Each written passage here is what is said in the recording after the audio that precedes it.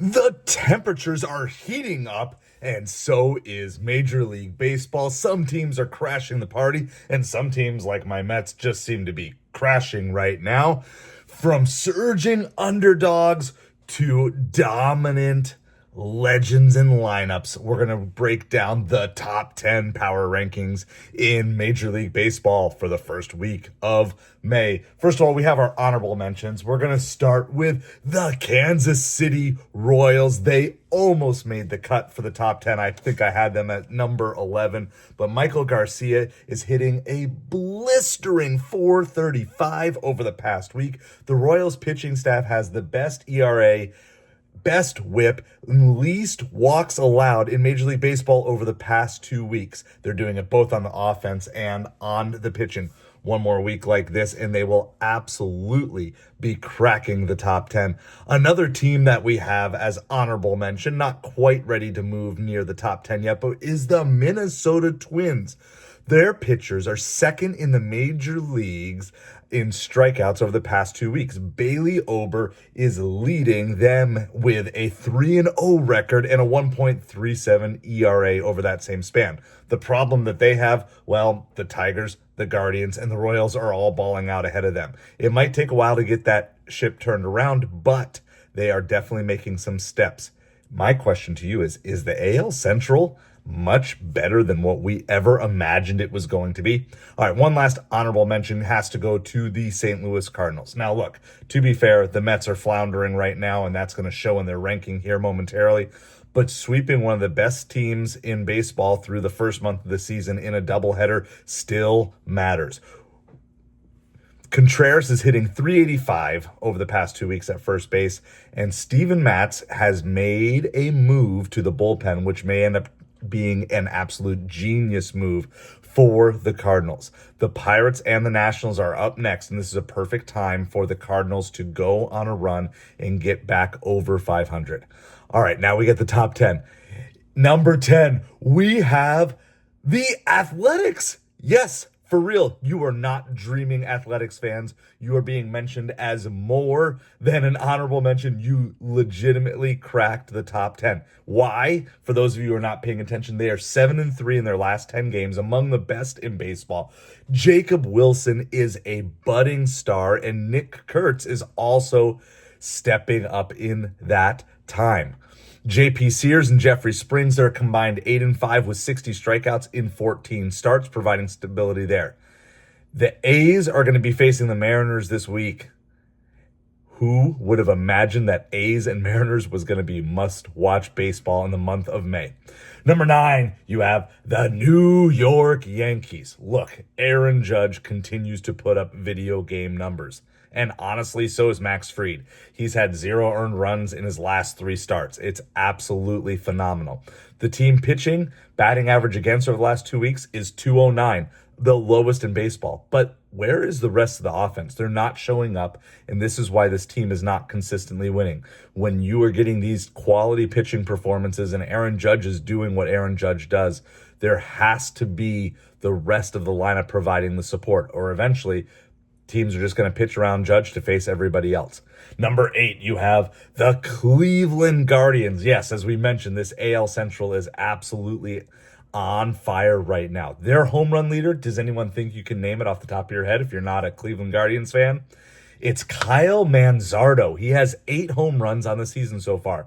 Stephen Kwan is already hitting over 400 for the month of May. I know it's early, but it's definitely a breakout start for the month here. And Emmanuel Clase, he got off to a rough start, but ever since mid-April, he's been turning things around. The question is, can Tanner Bibby become the frontline ace that they're going to need to have a sustained run? Number 7, you have the San Francisco Giants.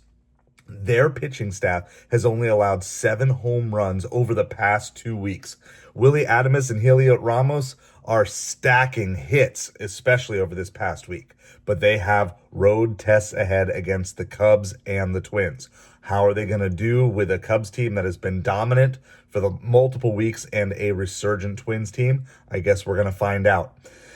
Number 6, you have, The New York Mets, they have dropped hard. A lot of people were saying, why didn't you have the Mets number one last week?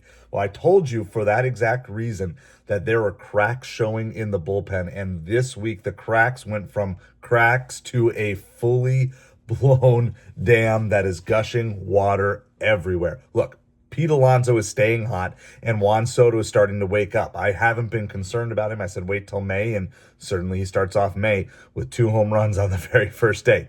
Brandon Nimmo's 9 RBI game from this week feels so long ago. Really feels like ancient history already. The offense right now is not clutch. They are leaving runners stranded left and right, and they're really hanging their pitchers out to dry. Now, to be fair, the pitching collapses on both ends. It's not just the relievers. The starters have been shaky after being off to such a great start in the beginning of the season. This is why you don't judge a pitching staff or relievers by the first couple weeks. Look, there is help on the way. Daniel Nunez just got called up to the team, and Brooks Raley was re-signed. He's going on a rehab assignment now, and he can come back to help this. And eyes are waiting and watching for Frankie Montas and Sean Manaea to be healthy enough to come back, if they're healthy enough to come back when they get the opportunity to. But I'm going to tell you this right now as a Mets fan, this trip to face the Red Hot Diamondbacks could be brutal here. Number 5, you have the San Diego Padres. Look, there's an argument to be made that they could be higher. They have the longest winning streak in baseball right now with a 5-game winning streak. Nick Pivetta, Michael King are a strong 1-2 punch, and that's here without Dylan Cease.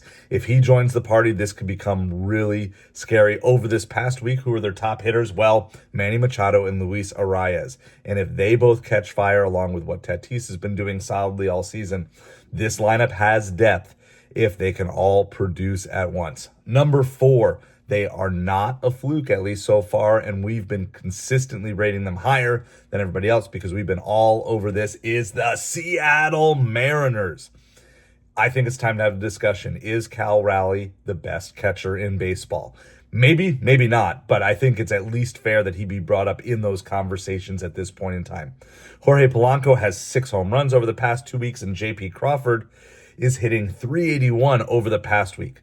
The Mariners lead the AL in team batting average over the past 2 weeks, hitting a nice, beautiful .289. Before we get to our top 3, make sure you subscribe. Help us on our journey to 500 subscribers.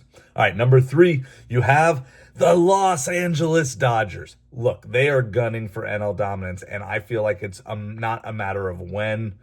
Nope, that's wrong. I feel like it's not a matter of if, but when they will be the top team in these power rankings. I told you last week 5th was probably the lowest they'll go all season, and sure enough, they bounced right back. Freddie Freeman is hitting over .500 with an on-base percentage of over .600 in the past week. Shohei Ohtani has 7 walks and 8 hits. He's in full midseason form. Not to mention Mookie Betts, Teoscar Hernandez, Kike Hernandez. There's depth everywhere on this. What is their batting average over the last 2 weeks? Well, yeah, .293, even better than the Seattle Mariners. Sorry, Marlins. This next series against the Dodgers might get really ugly for you.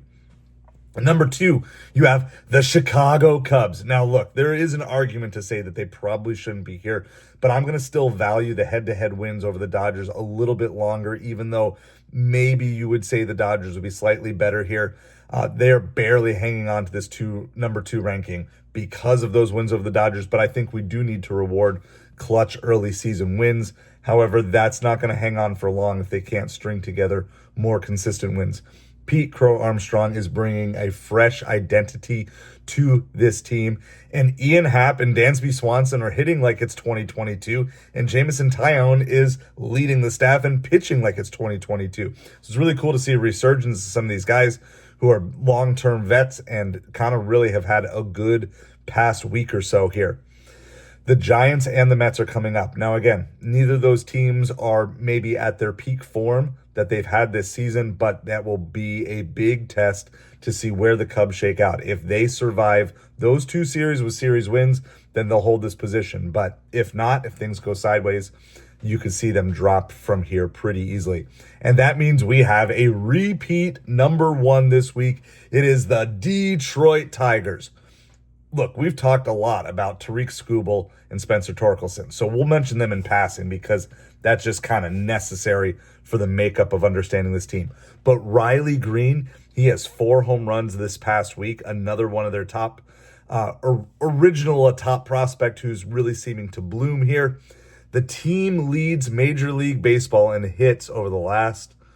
home runs over the last 2 weeks with 25. So there's power coming not just from one batter, but from up and down the lineup. And like we said, Tariq Skubal gets all the headlines, but Reese Olson, he's 2-1 with a 1.45 ERA and 22 strikeouts over the last 2 weeks. And that's not bad to have as your number 2 starter. This week, they have a Colorado trip followed by hosting the struggling Rangers. This is an opportunity for them to seize control and broaden their lead in the AL Central and try to maintain this position at number 1. Let me know below. What did I get right? What did I get wrong?